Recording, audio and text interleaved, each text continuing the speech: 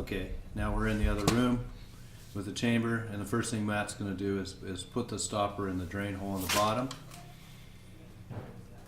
And then we're also going to fill up the inner box such that it's full of water, and there's a stopper that goes in there as well. If you don't get the stopper in right, the chamber will leak. Okay, so the next thing we're going to do is, well, first you want to fill this up with water and then put the stopper in, and we'll do that later, I guess.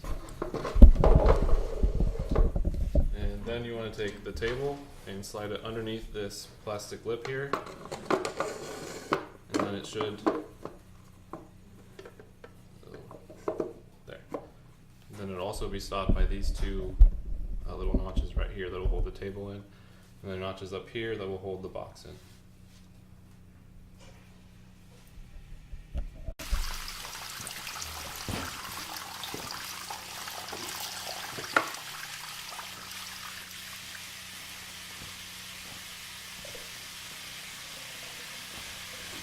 So we're filling up the chamber, and Matt's filling up the box.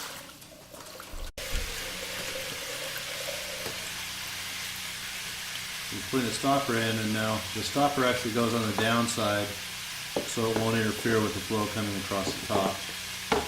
Again, sliding it down on the table supports until it hits the backstop underneath the two that are there to hold it down, and then putting the table in underneath the edge of the box.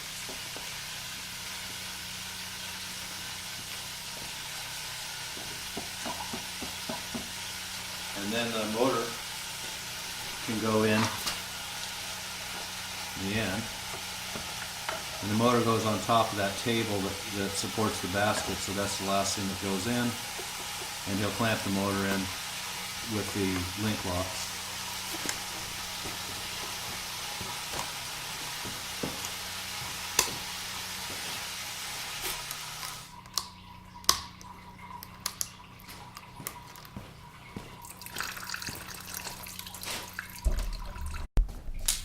The next step is to connect up the battery and make sure that the motor is running properly before we get it all put together.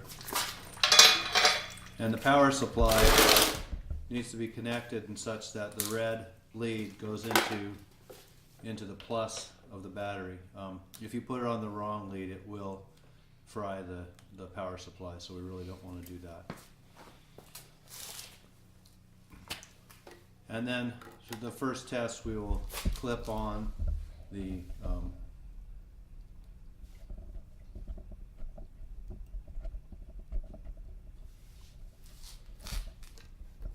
leads, and then slowly turn up the power supply to see if we've got a smooth run.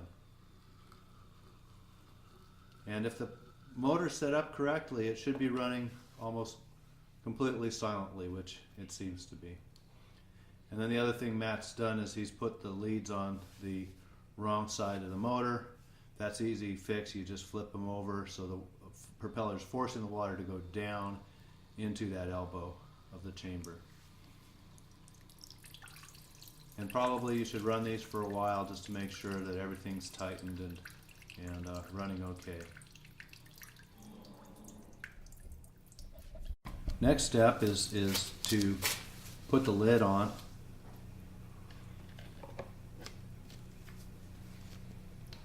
And the first step of that is to tighten the two link locks that pull the lid onto the motor assembly.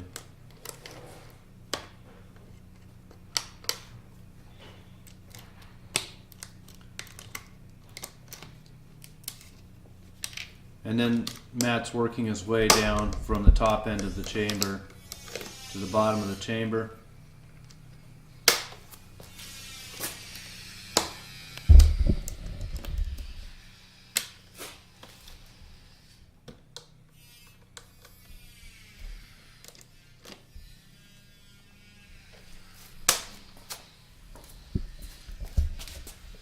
And when we do these measurements for real, there's two things that are missing here. One is that we will have put the cover, the chamber cover underneath the entire setup before we start, so we can make it dark when we need to.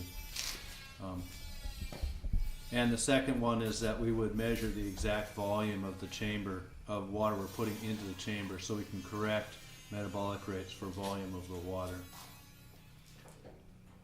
And then the next thing Matt will do is to continue to fill the rest of the chamber.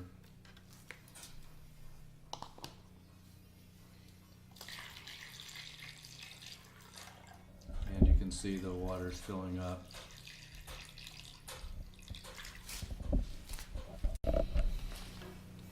So you'll notice that the chamber is on a slight incline here. We've done that on purpose so the water bubbles come up to the very end of the chamber. And now it's set up so if we needed to put the oxygen probe in there, we could do that, although we won't do that at this point. And Matt's just making it so all the bubbles come out. And if you want to get more bubbles out, you can, and they're sort of trapped in there, you can start the motor and get it going, or slightly shake the chamber. Then the next step is to set the motor, actually the speed of the motor, by the amperage.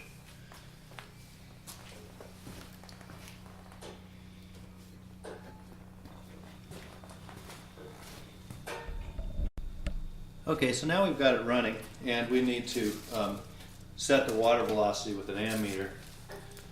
And to do this, we need to put the black into the common and the red into the amps reading in this particular meter.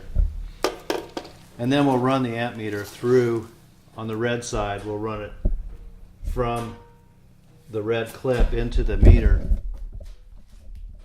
and then place it back on the lead. And we just find then what our target amps is, and if we independently set, we have an independent setup of water velocity versus amperage, and then we can read this off. The reason this doesn't work to do this as a voltage across the motor is that the power supply is actually a pulsed supply, and so it doesn't really, the voltmeter won't see the actual voltage that the motor thinks is there. And that's the end of our demonstration.